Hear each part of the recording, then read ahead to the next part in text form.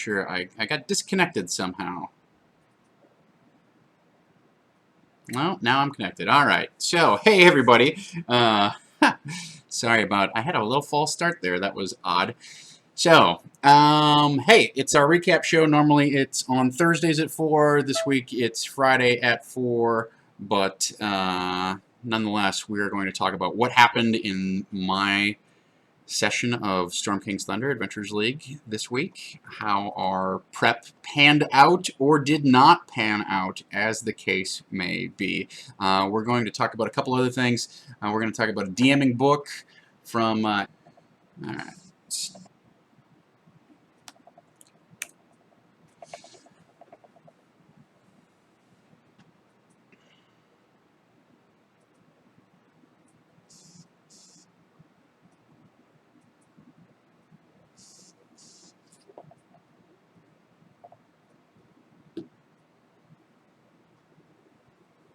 Okay. It looks like I'm live. All right, very good, very good. Let's hope this sticks. I don't know what the issue is here. I don't know if it's OBS or what's going on, but there we go. So, it's a magical time. All right, I'm going to keep one eye on the chat window. It's going to make me seem a little distracted because I am a little distracted by all of this. But let's start the show here. It's 10 after. You have sound, you have video. Everything is great and perfect and magical. So, oh, you know what? I'm not recording this. All right. Well, that's okay. I'm going to start recording this right now. Okay, everybody. So, I want to thank you for sticking through the minor technical issues that we had there. And let's get right into our recap. There's a few things on our agenda, as you can see. So we have 45 minutes or so. Let's get into the down and the dirty. So when we last left our party, they had been fighting an ogress. They had fought one ogre that had beat the tar out of them, and they had engaged a second ogre, and that ogre, like, they were not doing well, right? So that's where we left off, and I was sort of inclined to think that they were going to defeat that second ogre kind of by the skin of their teeth, and then probably go off and start either a short rest or possibly a long rest. So they pulled back into a tactical retreat, managed to defeat the ogre without any severe casualties. Some more of the goblins came into the chamber. Let's pull up our little map of the Dripping Caves while we're talking about this, right? So they stayed right at the choke point at the entrance to the caves, and I had sent the Mudbath ogre out there. I had sent one of the other goblins, who were the nearest goblins, who was on the ledge there. I'd sent him over to take a shot. The other goblin had sounded the alarm, so there's potentially 3 other goblins and another ogre who were going to respond. The other ogre came up to respond right away. So that's all fine and cool. They managed to defeat the ogress without really taking a ton of damage. I don't remember exactly how badly any of them got pounded, but they pulled back far enough, and the ogre missed a couple times. Somebody in the party's got an armor class of 18 or 19, which is a little ridiculous for second level characters. But that being said, they defeated that ogre and the nearest goblin, and then they sort of stood in the entranceway, and they were trying to throw torches into the dark cave to light up the area so that they could see any of the targets, because of course the goblins have dark vision, so they didn't need any light in order to target the party. So the goblins were pinning arrows out of the dark interior of the cave, and the party was a little bit flummoxed as to what was going on. So they managed to get some people inside, and the 4th of the 5 goblins decided to beat a tactical retreat and go back and talk to Boss Hark, who's back in the corner of that cavern, right? And so they managed to pick up a torch and go into the main chamber of the Dripping Caves. And as they pulled back there, one of the other goblins popped up off of his ledge over by Boss Hark's caves there, and he tried to pick off a couple characters. They managed to defeat both of those goblins before they could get anywhere. So at that point, they decided to kind of take a breather, figure out, like, where did the wagon go? What size is this cave? I explained that there were some other side passages that all looked fairly small, like maybe not ogre-sized, or actually they were concerned of, like, where's our wagon? We need to find our wagon with our ale. So that was an easy decision. I just had it dumped in the pool at the very back of the caves. So they got around the stalagmite bed of the weird ogre den, and they got in the back there, and in that pool of water was the wagon with a broken axle, and it had been clearly just sort of like dumped there, because I figured the goblins are like, you know, basically like crappy teens. You know, they're gonna do dumb stunts. Let's ride the wagon around and crash it into the pool. All right, cool. They didn't find the corpses of the slaughtered mules that were leading the wagon, but you know, that those can be hiding someplace else, right? Maybe they were a sacrifice to the weird ooze thing or whatever. They did not end up finding those guys. So they pretty much immediately decided to head to the cave where they had done some yelling during the combat. You know, I don't remember why, but they had done some yelling.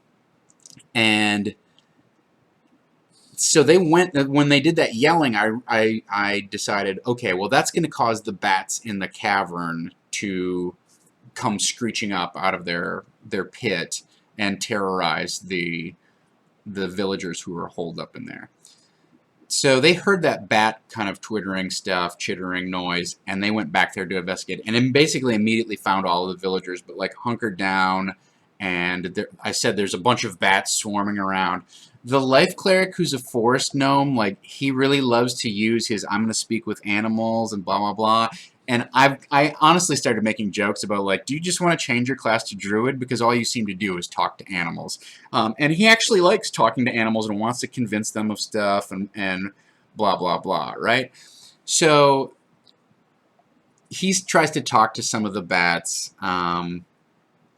Not really to any great effect, because he can only really communicate, like, it's not a speak with animals spell. He can just sort of communicate very simple things back and forth. And these bats are not smart, you know. They've got a 2 intelligence or whatever, so you're not going to get a lot out. Like, a bat has some very simplistic ideas of how the world works. So when you ask them, where are the goblins, like, that doesn't mean anything to them. Their answer is that way, and just point out of the cave. So, you know, I don't mean to, like, nerf that in a mean DM way, like, you know, oh, you're doing this, you know, you're using your power and you're trying to use your character in a cool way, but you're getting flummoxed by the DM. Like, that can be kind of a jerk move, but I want to put some boundaries around how potent this power. You are not talking to the guy who lives in the corner, you know, the old man who lives on the 2nd story and watches everything that happens on the street out his window because he's retired and bored. You're talking to a bat with an intelligence of 2 who's mostly concerned about, am I getting fed enough? And, you know, is it nighttime? Can I go out and hunt for some stuff? So I don't want to swing the hammer too hard on that guy, especially because he's a very new player. I want to make sure that he feels rewarded for using those powers, but I don't want it to be, you know, the secret key into, oh, well, we're just going to talk to some rats and get the skinny on what this whole complex is like, and get a map to the boss monster. Like, it seems reasonable to me that you need to have some expectations that this power has limits. You can use it in a smart way, but it is not the invisible eye that you can send down around the corner and use to prep every single encounter, that you're going to meet. So that's The other thing I should mention is that we have one more new player at the table. Right now that brings us to 6, so I have a full table. I will not be getting any more players. The new guy is a Dragonborn Sorcerer.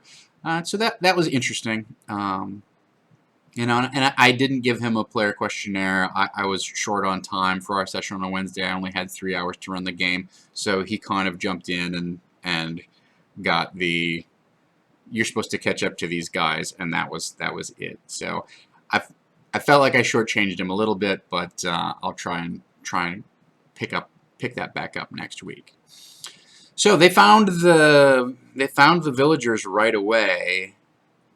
The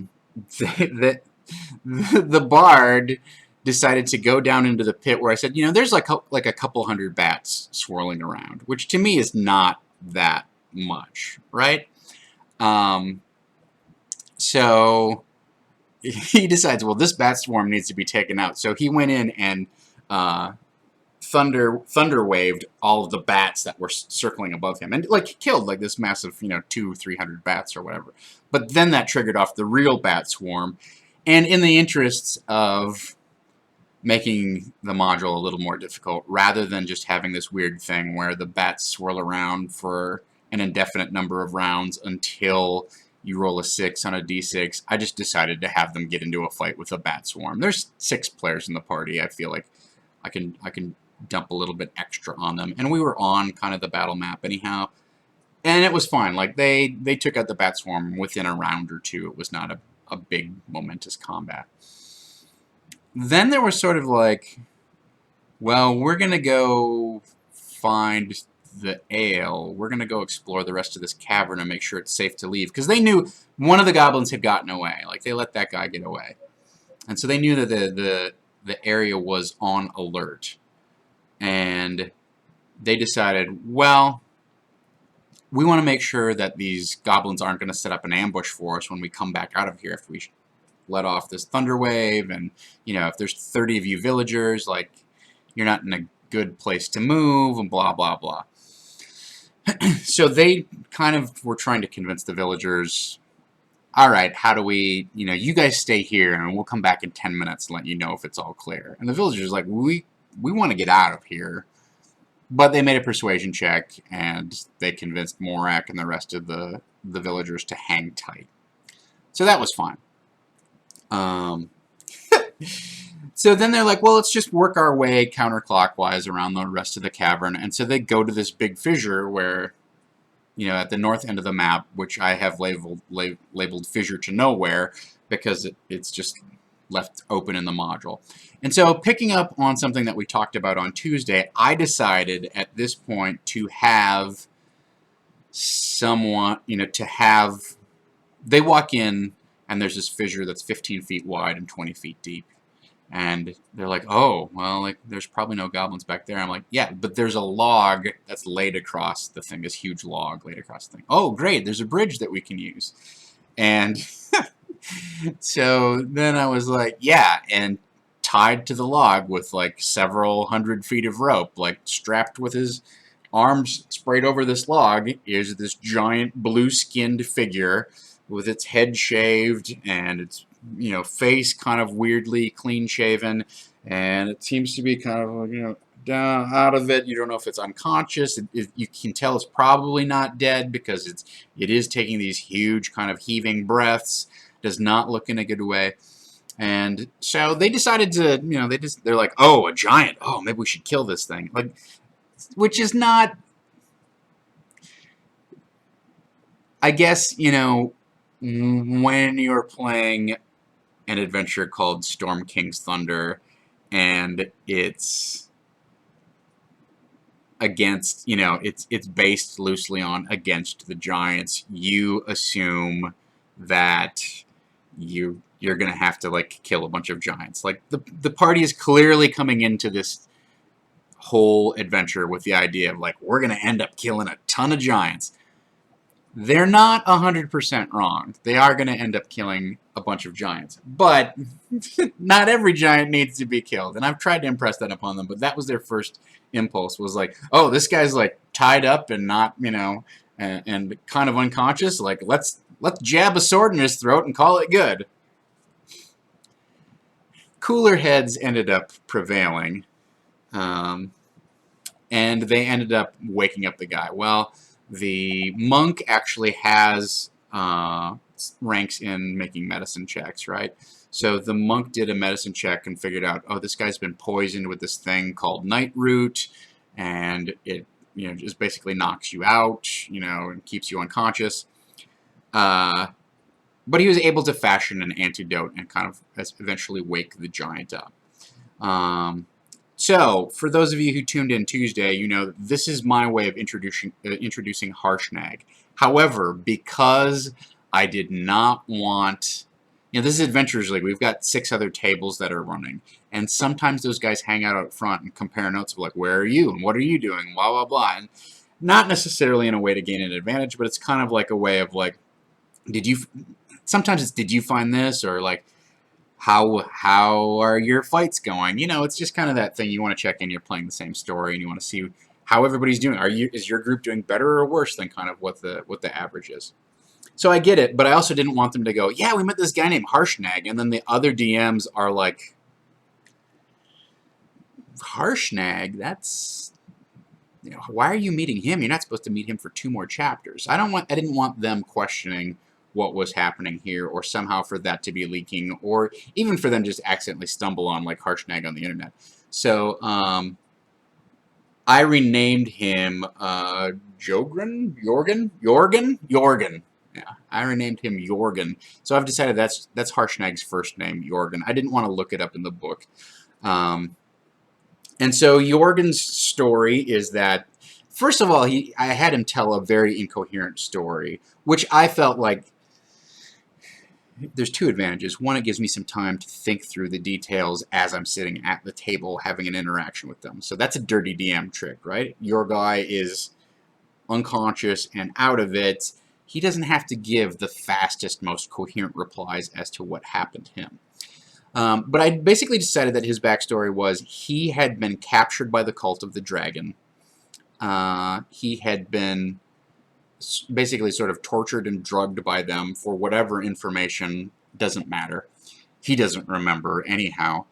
And then the Cult of the Dragon turned him over to Boss Hark and is paying Boss Hark to keep him under wraps, right? To keep him tied up.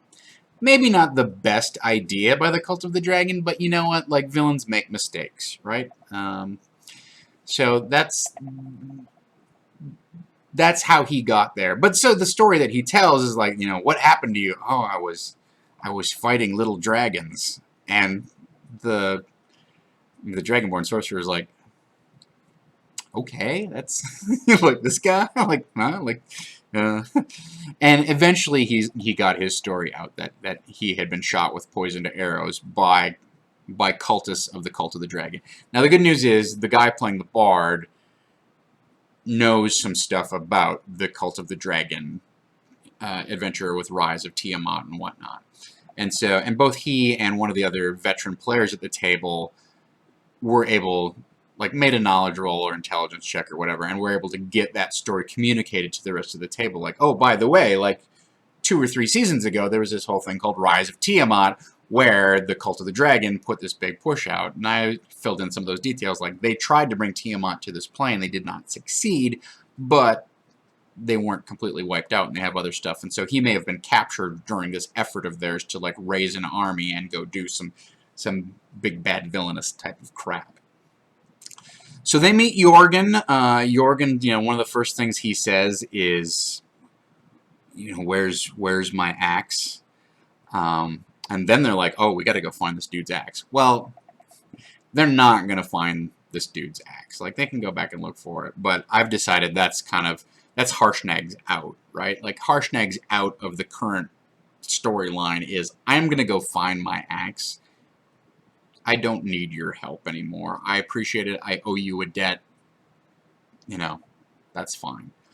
And that was actually how they convinced the whole party. Like, one of the Dwarven Ranger was like, oh, how do we know that you're not going to turn on us as soon as he's a frost giant, he's evil, blah, blah, blah. And so they made him swear, he's like, well, I would owe you a life debt, so don't, I don't know, I'm not going to, like, I'm not in any condition. And I made it very clear, like, number one, even though they gave him an antidote to the poison, like this poison takes days to actually work, and it's an indigestive poison, so it's not something that they can just put on arrows and shoot into dudes and knock them out. Like you could feed this to a person over the course of 3 days, and they'd become out of it. It's more of a sedative than a full-on poison.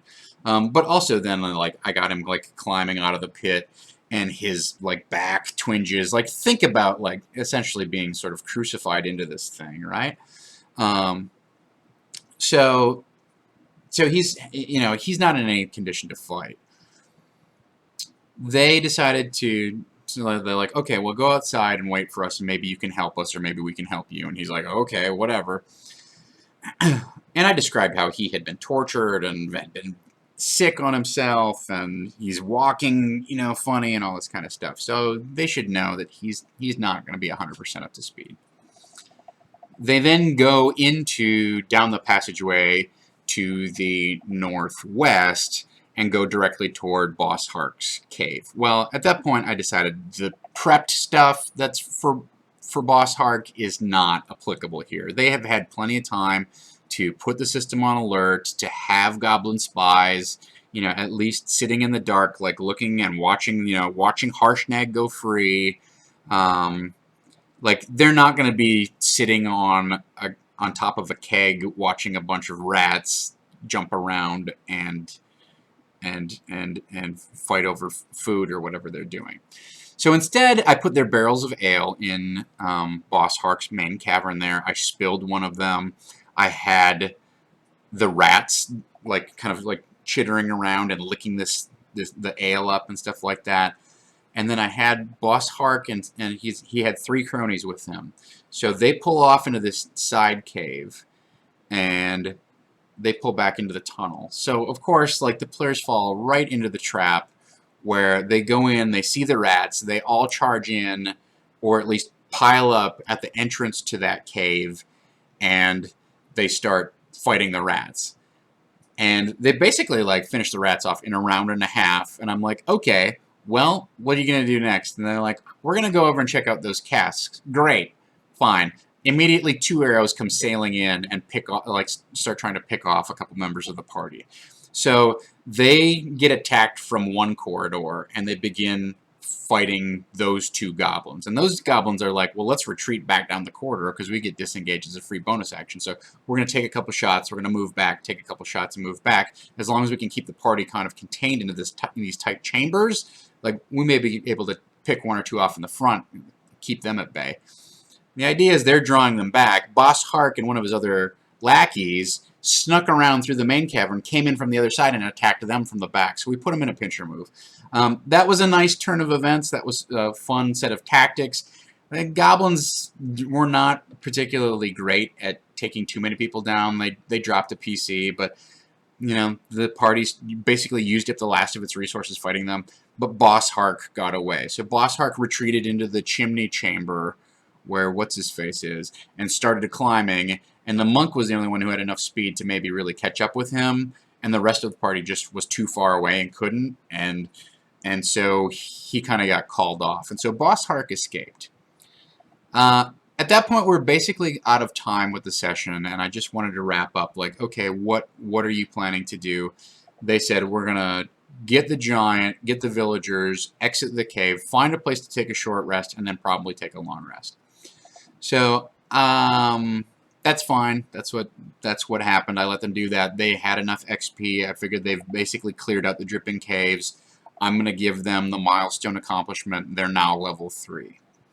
Which, is in line with what the module suggests anyhow.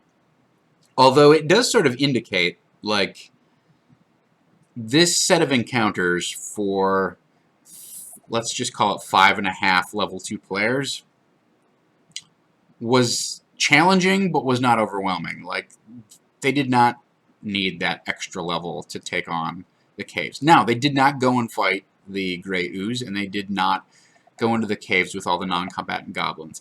If I were to brush this up and run it again, I would think about replacing the non-combatant goblins with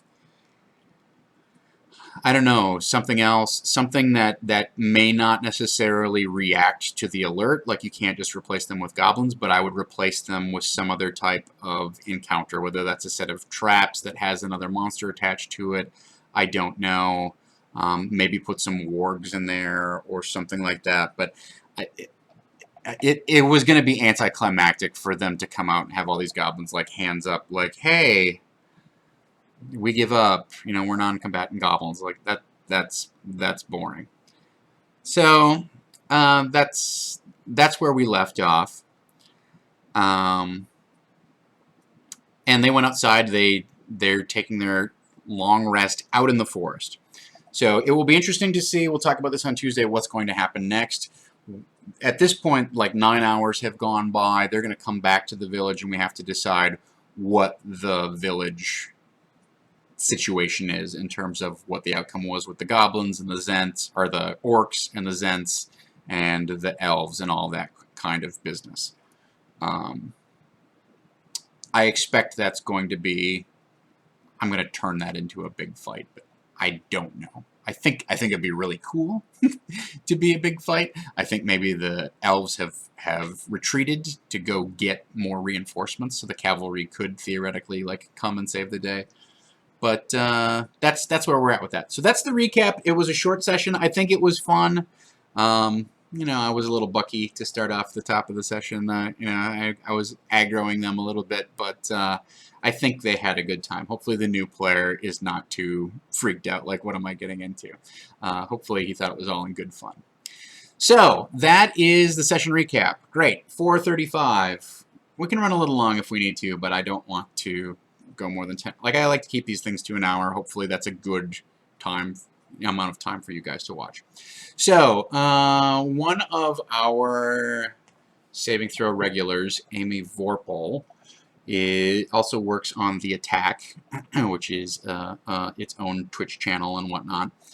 She does some writing and hosting and things like that. She's going to try DMing some games on The Attack Twitch channel, which she has not really GM'd before. And so she reached out to some of the other GMs on Saving Throw and said, "Hey, do you have any advice? Can I talk to you a little bit? Like, I want my first session to be good, but I'm not sure what I'm getting into." Right? So I decided, and we're going to get together this weekend, I decided to kind of look around and look at the state of, like, what are your interesting... If I was if I was someone who had role-playing experience, but I was looking to GM for my first time, what are some resources that I could sit down and kind of page through and figure out, like, what's going to help me prep a session, or how should I even think about my job as the GM or whatever. I looked at several different things. I mean, I think the DMG is helpful, but I think it's a little overwhelming. Like, you'd have to read it selectively to help you. I also feel like the core books assume you have a pretty good background in Dungeons and Dragons. I don't feel like they're approached as beginner books. You might look at the starter set. I haven't really combed through the starter set in terms of what kind of GMing advice that it gives. But those are kind of the official things. And then I looked on Amazon for some other resources and whatnot. Not particularly enthused about the things that I found. Maybe there's just not a huge market for DMing advice, which is kind of sad because I think it's a very difficult thing to do. I have literally decades of experience at it, and I still make mistakes all the time. I still do things that I think, like, that was crappy. I could have done that better. Why didn't I think of that, right? So bottom line was, I looked through the options that I had available to me, and I ended up picking up Focal Point, which is by Engine Publishing. It's the guys at Gnome Stew, and it is an overview of kind of soup to nuts, I guess is the phrase that you would use, on being a GM.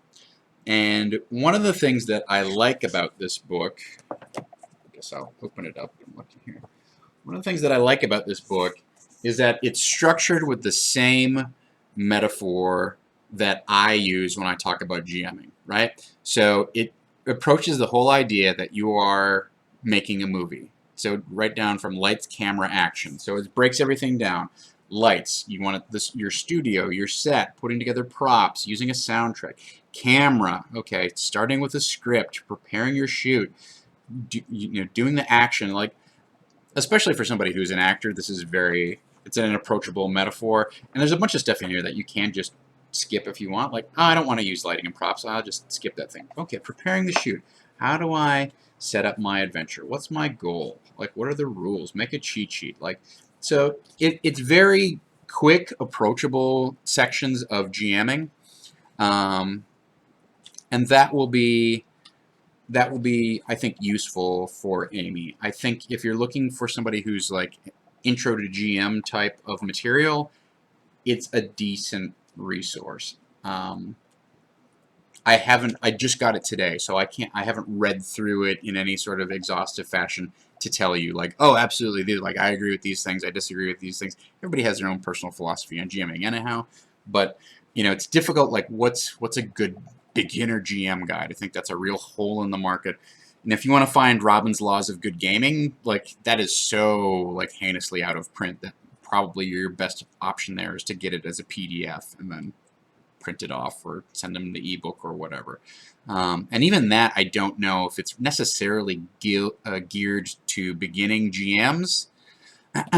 So there's two books that I've mentioned here. One is Focal Point by Engine Publishing, the guys at Gnome Stew. They run the gaming blog Gnome Stew.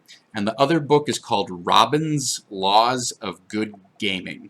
And that was written about 15 years ago about breaking down like how to run a good gaming session and what your different types of players are and all that kind of stuff. So, I don't have time to look on drive-thru here, or I don't want to take the time to look on drive-thru and see if it's up. It probably is, but it's a great, it was one of those seminal resources that when it came out, everybody was like, oh, why didn't I think of this? So let's just take a look.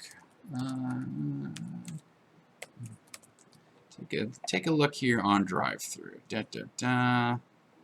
No, it is not on drive-thru. So I don't know what we can do in terms of that. I agree with you that there is great GM advice in other games like Dungeon World, etc. Playing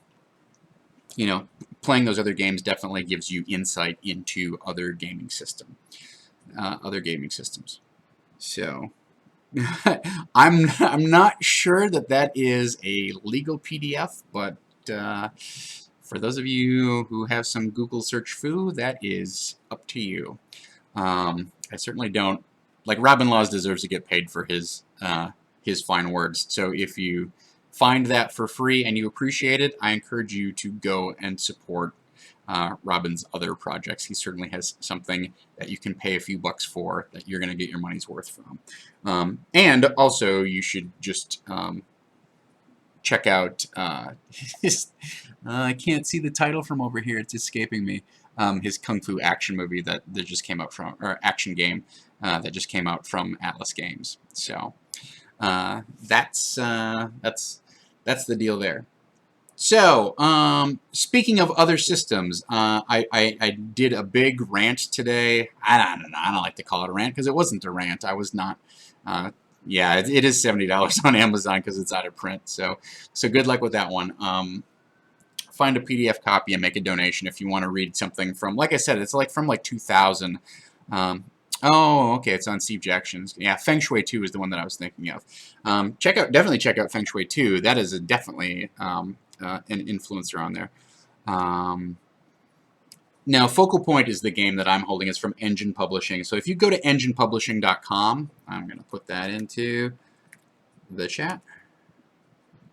Enginepublishing.com.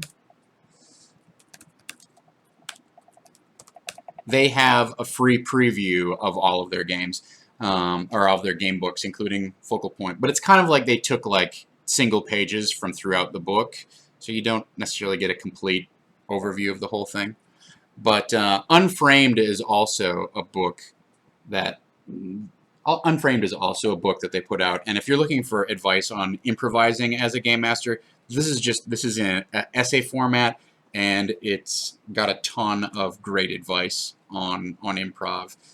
It's really an inspirational work as far as I'm concerned. I don't agree 100% with everything that every essay is about, but that doesn't mean anything. They've got, like, the people who contribute to this are just amazing, like D. Vincent Baker and Emily Care Boss and Robin Laws and Wolfgang Barr and Jason Morningstar. There's the names that are in this book are really people that you can rely on to be a voice of experience when it comes to improvisation and GMing. So I think it's important to, if you want to learn about improv and you want a good GMing resource for improv, like right now, as far as I'm concerned, that's the reference book. So there you go. That's that. Oh yeah. So speaking of other systems, I went on a jag today about drama and hit points. So Mike Shea, who is at Sly Flourish on Twitter, was talking about, hey guys, like, when do you decide essentially, like, to kind of fudge around with a villain's hit points? Like, when do you max out a monster's hit points? When do you take a value that's not what's stated? When do are you ever in a combat and you take a monster's hit points, and even though it's only got 5 left, and one of your PCs does 7 points of damage, do you ever juice it a little bit so it doesn't kill him or whatever? So yes, please. Well, you can send me a copy of the Lazy Dungeon Master, Mr. Mike Shea, who is in our chat today. I could also just buy it and support you. Wouldn't that be great?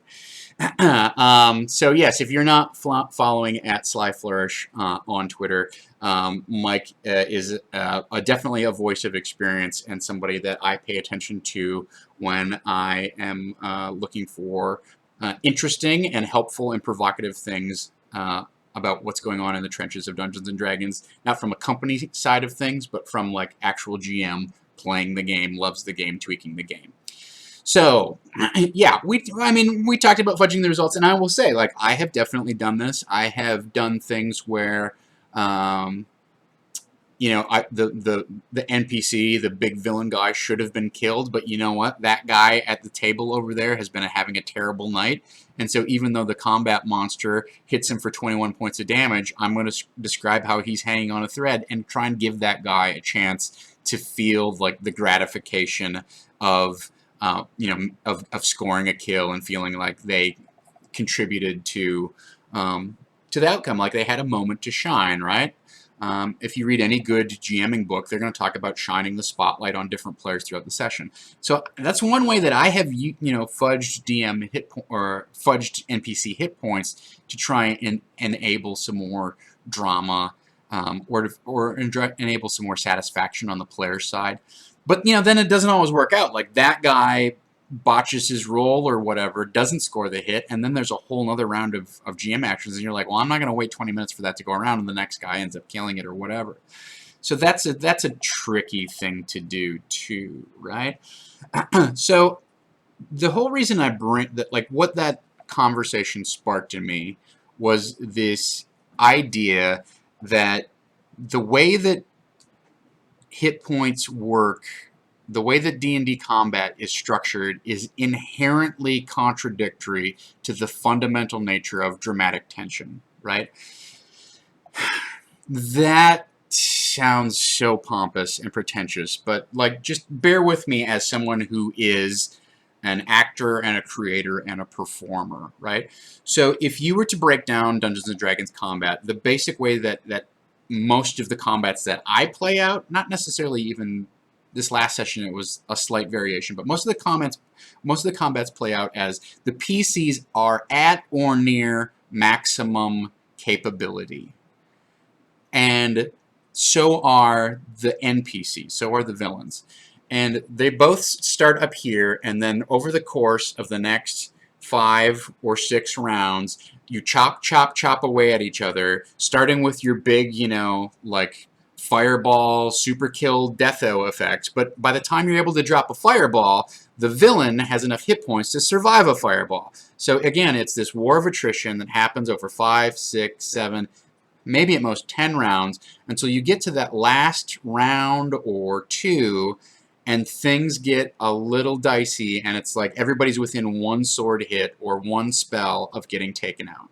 Like that's ideally like what the drama is slowly cooking down to, like boiling off to. I've got 5 hit points left. The big bad guy has 5 hit points left. Am I going to be able to score a hit with my sword, or is he going to plunge his rapier into my heart and kill me, or knock me unconscious, or whatever? That's what you're fighting towards. The problem being, this stuff that happens in here doesn't really have any tension, doesn't have any dramatic tension to it, right? Because when you have 10 hit points, or you have 100 hit points, you have the exact same capabilities. You're not tired, you're not winded. There's nothing that really raises the stakes, except maybe you start running out of spells, right? So if you're a spellcaster, you start getting worried because you're running out of hit points and offensive capabilities. If you're the fighter or the barbarian, yeah, you might run out of your second wind or some, your action surge or whatever, but generally your ability to kill something here is exactly the same as your ability to kill something right here. Okay? So that is, to me, the issue is there's not much tension here. This is really like a tactical zone of how can you get to that point where you're both at 5 hit points. Like as a DM, that's what you want, is you want this situation to happen. Sometimes everybody fails their save, and the big bad guy has this huge advantage and wipes everybody out. Well, that's anticlimactic. And sometimes the party fires on the big bad guy and ignores all the mooks, and the villain gets knocked out right away, and that's anticlimactic. So the problem is that they're both tied to each other, right? And the point that I made on Twitter today is if you were to invert the relationship between, well, I'm going to go this way now. Are you ready? This is really great, all right? There can be some tactical tension, sure, like how you move and, going into hiding and stuff like that. Those things are fun and exciting and they pay off, but they generally pay off in a, I guess they pay off in a, there's tactical satisfaction that doesn't necessarily build dramatic tension, right? There's some suspense there of if I hide and then I sneak around the corner and I fire from hidden, then I get my sneak attack damage and I might be able to juice this extra super attack on this guy. So there is some inherent mechanical tension there if you can bring tactics to bear. But if you get too fancy with the tactics, I find that sometimes combat bogs down or gets prolonged or gets frustrating. So if you run, say for instance, like if you ran that for both sides, so that the goblins are going to sneak off and get hidden, and then the players are going to try and find them, and they're going to try and stay hidden, and you run this cat and mouse thing, that can be okay for a single combat. But in my experience, for my games, when I've seen a bunch of like cat and mouse tactics used over and over and over again, for me as a player, I get impatient, I get exhausted, I find it tedious. I want to get to the heart of the dramatic conflict. I want the stakes to be raised so that we get to that moment where we're both just like sitting on the knife's edge of can I get to him before his initiative tick takes over. That's the highest stakes moment in a D&D combat, right? So yes, I'm not saying that the game is not designed to be fun. I don't know that those tactics help build drama. They're not inherently designed to help build drama, right? All right. So that is how would I solve that? So I ran a thing called the World's Worst Dungeon Crawl 2.5 years ago, 3 years ago, and I included a mechanic which I consider to be a great way to address this problem of everything's cool and there's not a lot of drama until you get to this point. And what I wanted the drama to escalate as the combat went along. And so the example that I give on Twitter is, think of an action movie, right? Every good action movie is built essentially in the same way, where our hero starts at his maximum. This isn't going to work. I'm getting too fancy with my hands. Every good action movie starts where our hero has maximum capability, right? He's got maximum hit points. He's fresh. He's ready to fight. He's ready to go. He hasn't got a scratch on him.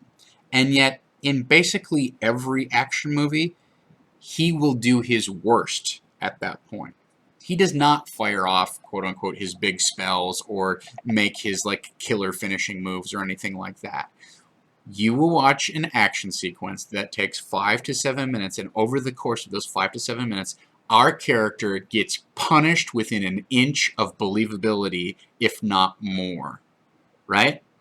So, if we look at Batman or Jason Bourne or whatever, any kind of like auto car race, Fury Road or whatever, they don't drop the hammer at the beginning of the movie or at the beginning of that action scene. They get shot, they get pushed off of stuff, they get thrown off the back of the truck, they get dragged behind the truck. Indiana Jones has to climb underneath the truck, and then he climbs up the front of the truck, and they try squishing him, and all of this stuff. Like, your job as a screenwriter or as an author is to relentlessly punish your character, and then, against overwhelming odds, they manage to survive. And that's our dramatic payoff, right? We've raised the stakes. We've raised the tension. The conflict has come into sharp focus, and just when things look their bleakest, he pulls out that pistol and shoots the tire, and the car crashes into the tree and explodes, or whatever the case may be. So that's, how do you model that in Dungeons & Dragons? You may not be able to. It's going to take a rules hack. That's not the way that the game works. Like in 4E, there were some things where you might see special effects that trip off when the creature is bloodied, etc. I would encourage you to investigate those. I would encourage you to look at stuff like Ken Bauman recommended looking at the way that Mutants and Masterminds tackles it, like some of the other D20 systems. I think you could do a thing where you start awarding inspiration or advantage tokens as people take damage, and using those like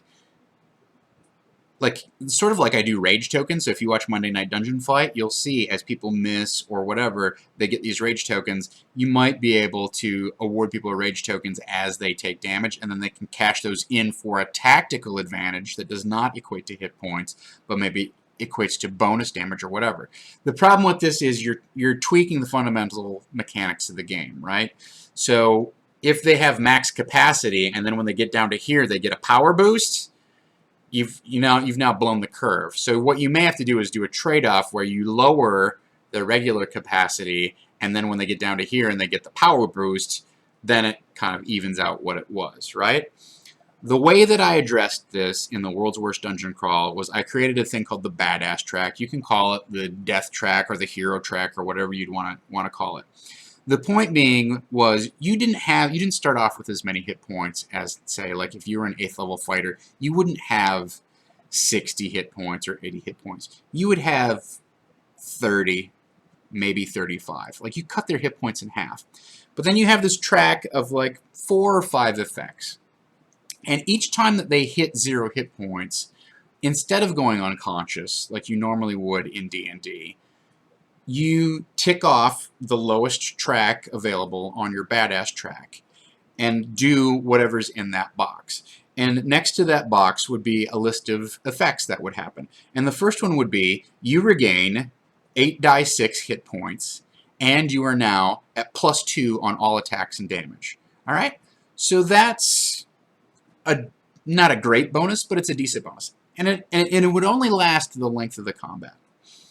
All right, well, you burn through those 30 hit points or whatever. You tick off the next box. Your next box would say, oh, okay, you only regain 5d6 worth of hit points. But you can now go into a Barbarian Rage where you resist all damage.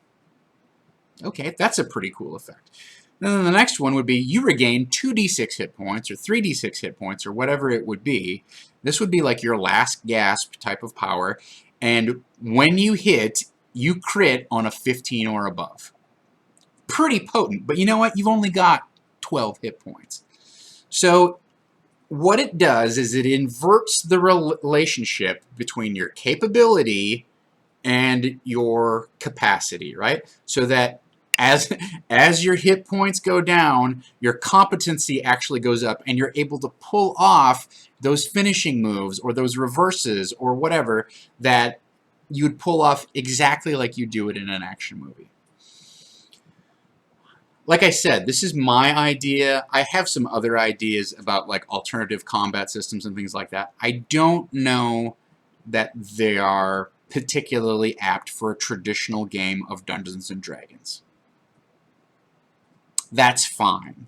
Like, I don't believe in just playing Dungeons and Dragons by a long shot. I think you should play Fate. I think you should play Dungeon World. I think you should try the Cypher system. I think you should try a bunch. I think you should try Dread. I've got a whole shelf of books that I have yet to read that I want to try. You know, but always look for inspiration from other sources, because particularly in the story gaming community, they have looked for ways to create that type of dramatic arc in a mechanical fashion that may inspire you beyond the traditional framework of Dungeons and Dragons. And you may be able to adjust or import some of that stuff. My word of caution to you is hit points are a time-honored tradition. They are straightforward. They are very well understood by somebody who has never played Dungeons & Dragons, because they got incorporated into every single video game RPG that has ever been created from 1974 onwards. You know, obviously with some variation and refinement, etc. But like, people understand hit points and how they work, and that when you're out of them, you're unconscious or dead or whatever. So expect a little bit of a player rebellion if you decide to go this route. And I'll think about refining my rules, but I just wanted to like actually talk through this with you guys, just kind of to help you maybe diagnose like what's wrong in my game. Why are my players not... I had this big combat planned and my players did not have fun. Why was that? Like, it might not be you. It might be the way that the game worked. Nothing interesting. It started here and everybody went, oh crap, and then for all of this, it was just a hit point grind and nothing interesting happened. There were no consequences. You roll the 1 and it's just somebody else's turn.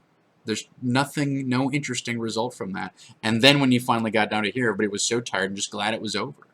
And believe me, I have run that combat. Like, I've run that combat recently. It's an easy trap to fall into. So it's not necessarily your fault.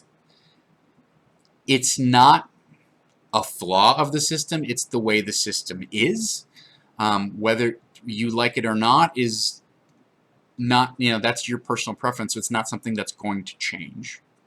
I doubt. I very much doubt. It would be very off-brand for Wizards to change this. That doesn't mean you can't put it into your little DM brain and think about ways that you can just kind of polish around the edges. By no means is this conversation over on how to make combats more interesting.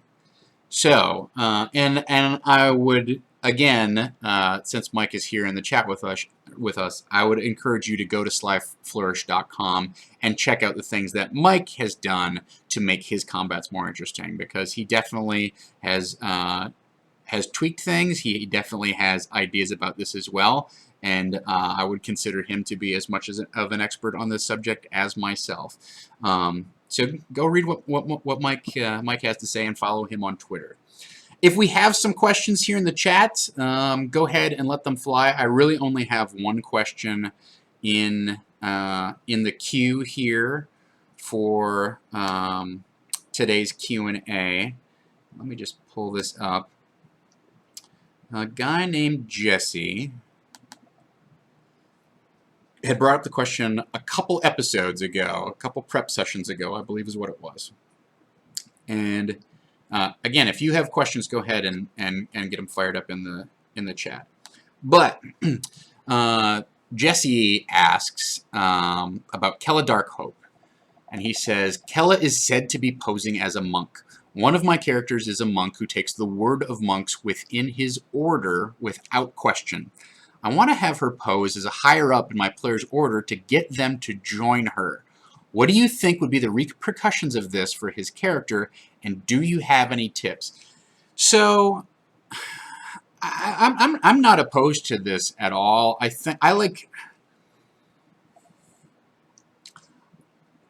don't know. For whatever reason, like, I think Kella is more interesting as an ongoing and recurring character, and the Zhentarim in general are more interesting as somebody that you can get mixed up as opposed to just tarring them with the villain brush and letting the players kind of like turn up their noses and, you know, kind of attack any Zhent that they see on site. Because I don't think the Realms operates in that fundamental capacity, that any time that you see you see a Zhentarim, you're like, oh, okay, I'm going to take that dude out. Like, that does not fly in my worldview. They are not the Red Wizards of Thay. And even the Red Wizards of Thay got to roll around with a lot of muscle behind them and not get messed with, because everybody knew you just don't mess with the Red Wizards of Thay.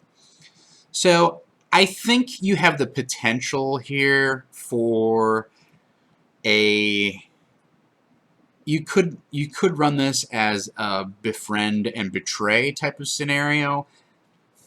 I don't know whether that's going to be fulfilling game-wise. It really depends upon how that's threaded in there.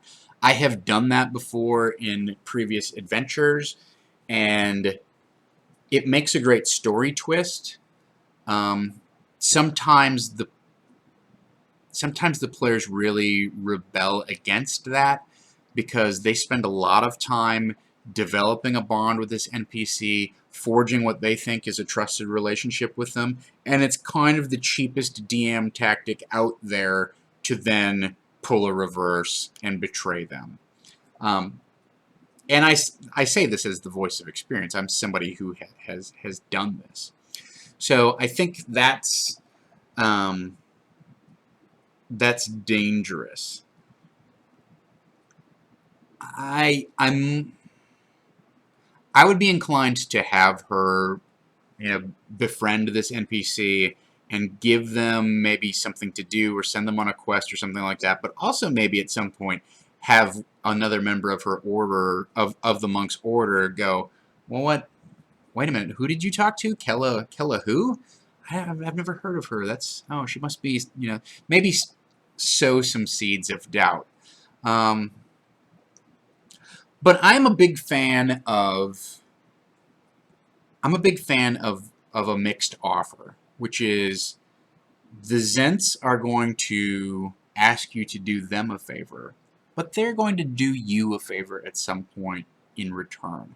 So this is definitely an opening where you can have Kella kind of getting what she wants and maybe exploiting the situation, and then but then, there's honor. There's honor among thieves, and she decides to pay the group back for what they've done. Or she uses the PC, reveals herself to have used them as a pawn, and then the player can get their revenge later. So you have one of those situations where there's a couple different ways that you can go with it. I would suggest I like it as an opening play. I would see how the player reacts to it, and then I would kind of like save my cards for how that's going to play out. So the main thing you have to ask yourself is, what does Kella hope to accomplish by giving this person orders? Like, is she just going to tell them, "Don't worry, I have the town. Everything's under control here. Why don't you guys take care of the villagers, and we will. I have sent for some other friends that I have contracted to deal with, to make sure that the town is well guarded and well defended while they're rebuilding." Or, I mean, that's one of the things that she can say is, like, I have decided to found a monastery here, so if you can funnel me any sort of gold or resources to help with the founding of the monastery, like, that seems to me like that's a good kind of, like, that's a typical Zentrum, like, shakedown thing. Like, I can scam this dude for money, and then I will send reports of how things are going. Like, that's a great hook, right? Those are some things off the top of my head that I would sort of like. I would start by brainstorming, what is she going to ask this PC monk to do for her that seems kind of reasonable but also fits into her shady agenda. And then I would be open to playing those things off depending upon how the player reacted and brainstorming further from there. So that's my advice on that. I have a couple other questions. So I'm going to get to two of them, right? Which is, so, one question is, when is Mike Shea going to run a game at the Saving Throw Studio? I encourage everyone to tweet at Sly Flourish as much as possible, asking him to come and sit in with us.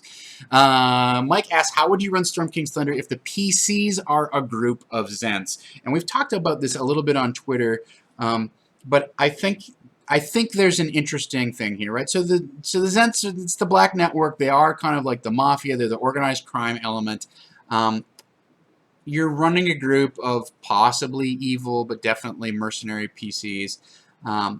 And I really do like the hook that I initially came up with, which is they're given the task of infiltrating one of the other rival organizations. So, like, ideally, they're given the task of trying to infiltrate the Harpers and pose as Harpers. And there's nothing like that creates more, dynamic hooks and ripe role-playing than having to be the fox in the hen house who's trying to pretend that, that's actually having to do acts of good in order to gain enough cachet or maintain their reputation while simultaneously being the mole and infiltrating the organization as actually being like nefarious agents, right? So I think that's really a great opportunity to actually get the party to do heroic things under the guise of, we are nefarious agents of an organized crime syndicate that is attempting to take over and take down. Like, if they could take down the Harpers, imagine what a coup that would be. That would be amazing.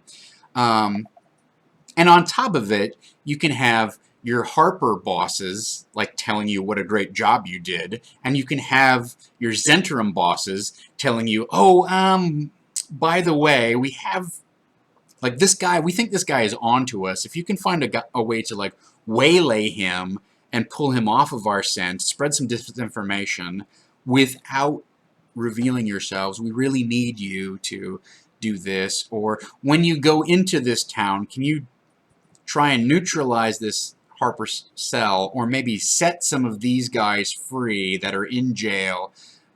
Use your Harper connections to get them pardoned. Like, there's a universe of possibility there that enables the players to be heroes and villains simultaneously. And I think that's, to me, that's, like, you can tell, like, how excited I am just talking about it. That's that's a big payoff.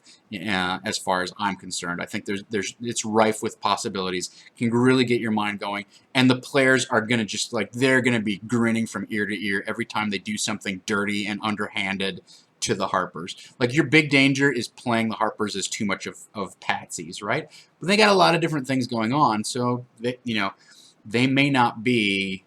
I always kind of picture them as sort of like the Agents of S.H.I.E.L.D., but if you look at Agents of S.H.I.E.L.D., those guys also had double agents in their midst, right? So I would definitely play it as like a Hail Hydra situation. On top of that, you have the possibility that maybe some other faction has infiltrated the Harper's network, or maybe the Black network has been infiltrated by Harper's, and so you got a ton of different like exciting and interesting things that can happen there. So that's fun. So I hope that gives a little more specific insight on what what you can do if you have like a Zent-oriented party. We've got a couple questions here. We're at about our hour mark, so I'm going to try and wrap it up in the next 15 minutes. Nalfenzo asks, during combat, how do you handle a min-maxer? I mean, that's a play style that you just have to deal with. You have to be prepared for those people to be very specific, if not pedantic, about the way that the game works. You might choose to use a battle mat. That works both for and against the min-maxer. It works for them in that they can go, oh, okay, well technically that's only 4 squares. I have 2 squares left of movement, so I can move over here and be around this corner, right? You're going to have a lot of those sort of like nitty-gritty tactical discussions, but that's what they get off on. Like as long as the rest of the party isn't bored by it, that's fine.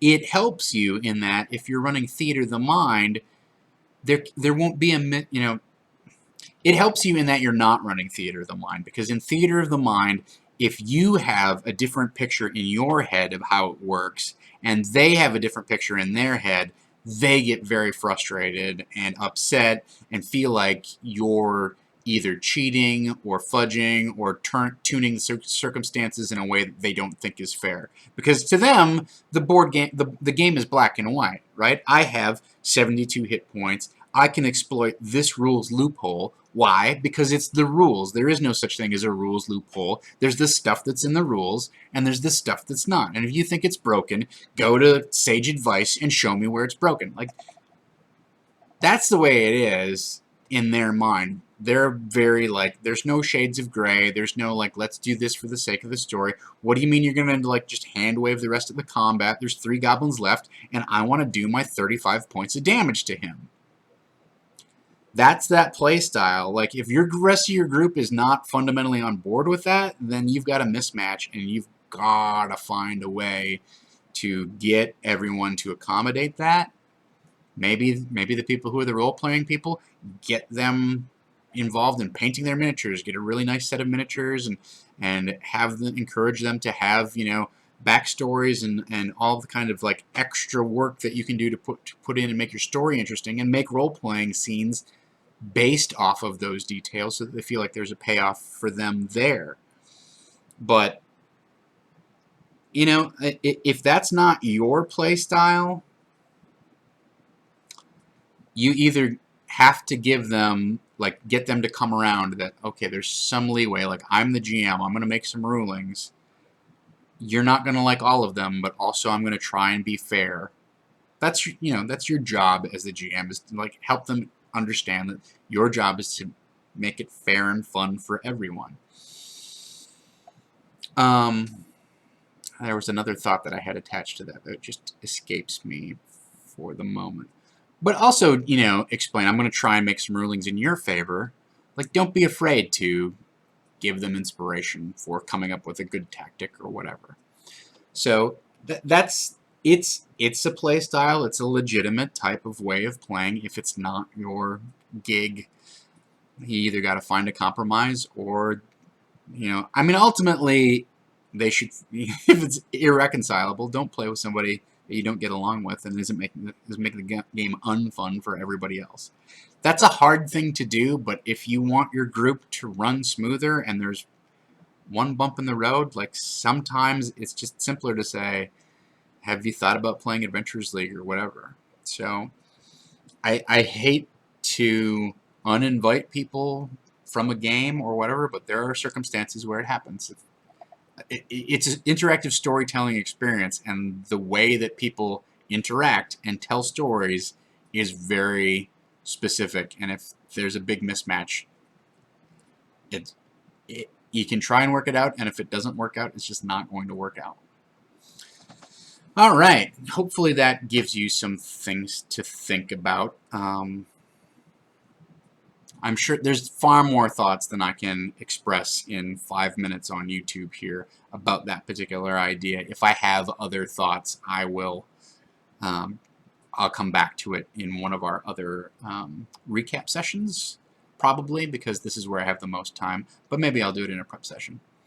Simon Pierre asks, hey, what do you think about the hook between Chapter 1 and Chapter 2 of SKT? I'm currently preparing to run the adventure for my group, but I find the hook laughable. Any ideas on how to change? Let me get my book and just recap for everyone what that hook is, because I'm pretty sure I know what it is, but I want to make sure that I address it properly. So hang on, let me grab my book.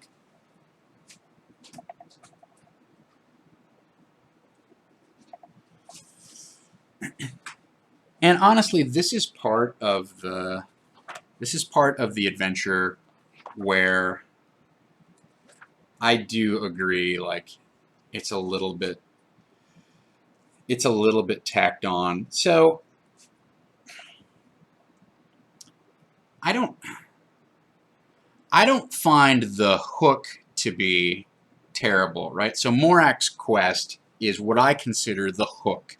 And Morak essentially, like, you've rescued the village, Morak decides to ask the players to do something for them.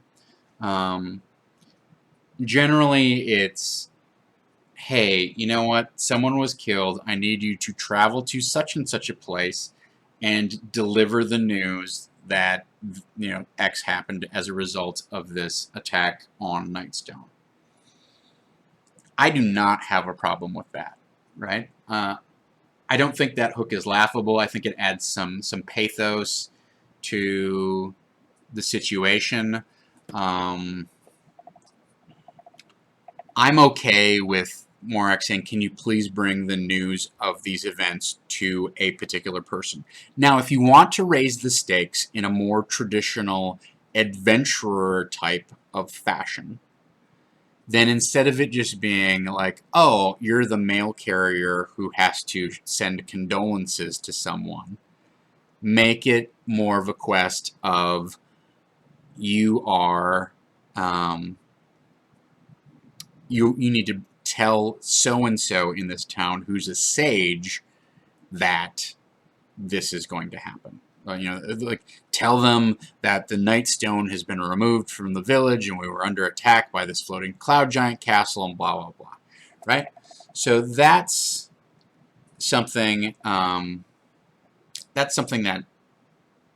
that you could do, is make it more of a standard RPG quest of go and tell the sage in Bryn Shander of these strange events so that they are informed and perhaps they will be able to shed light on what's going on.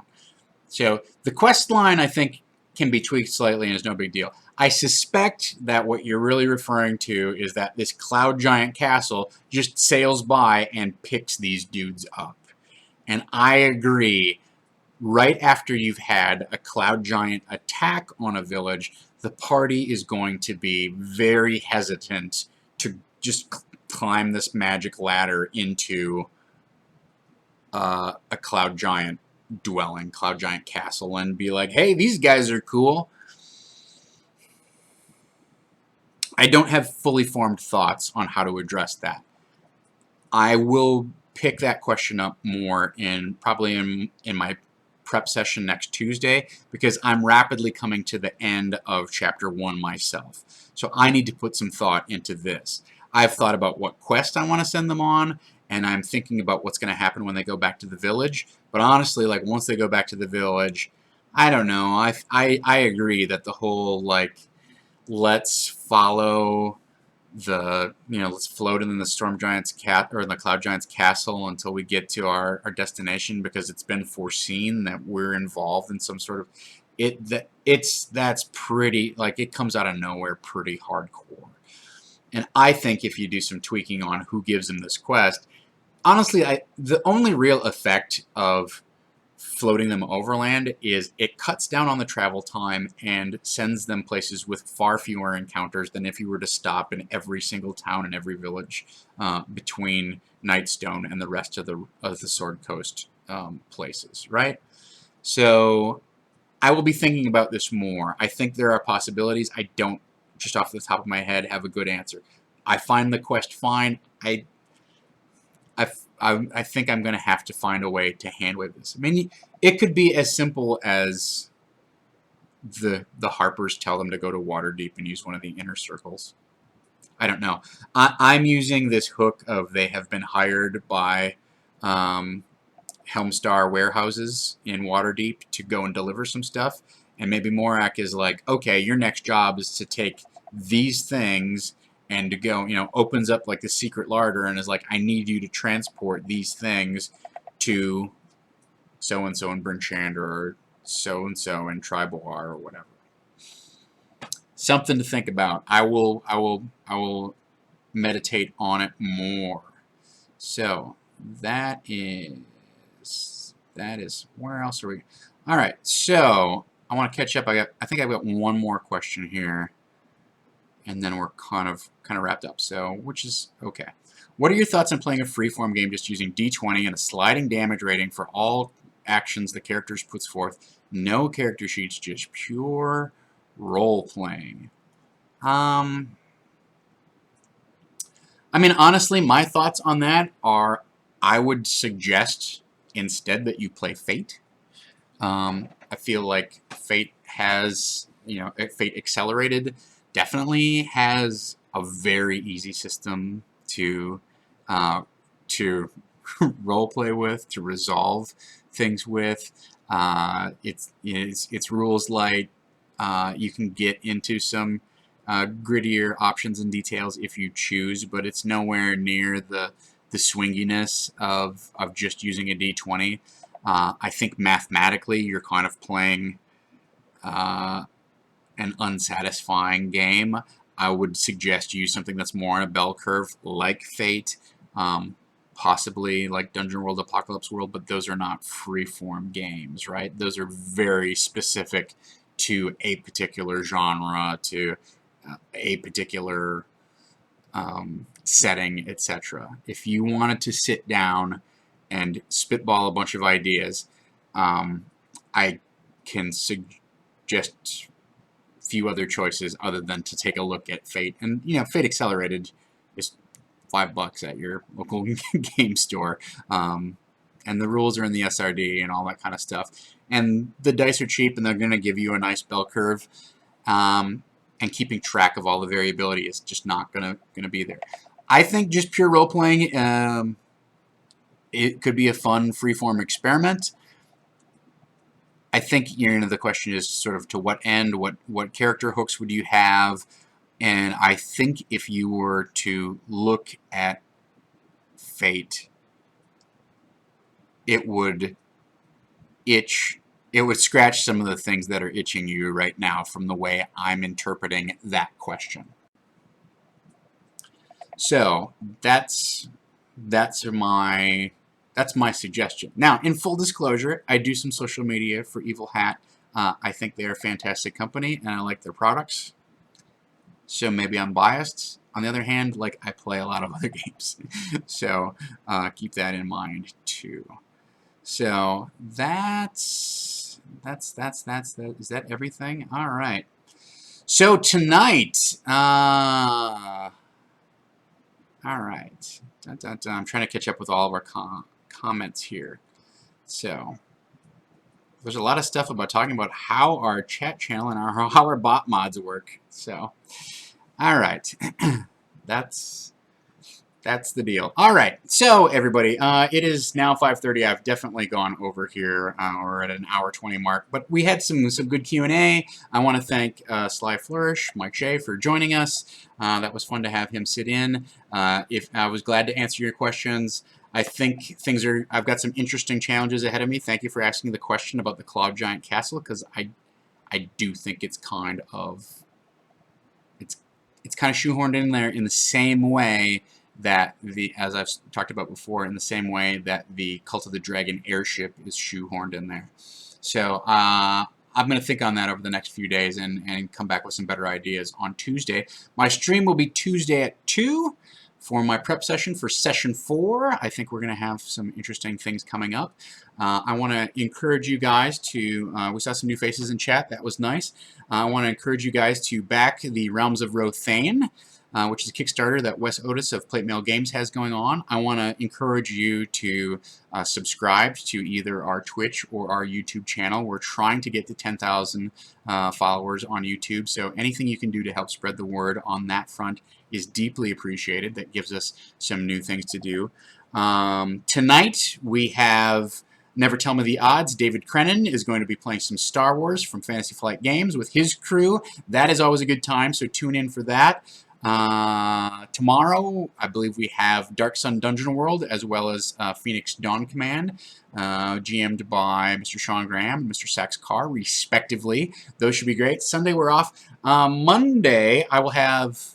Well, on Monday I don't have anything. We'll have another episode of Realms of Rothane at night. Before that starts, I will be appearing on Geek and Sundry's Twitch channel from 5 to 6 Pacific time. If you are not watching the Minnesota Vikings stomp their way to victory on Monday night, you can watch me do improvised Dungeons & Dragons with the Men of Bearded Men West. It's an improv group here in Los Angeles, and they do a fully improvised show, a fully improvised hour of a Dungeons & Dragons adventure.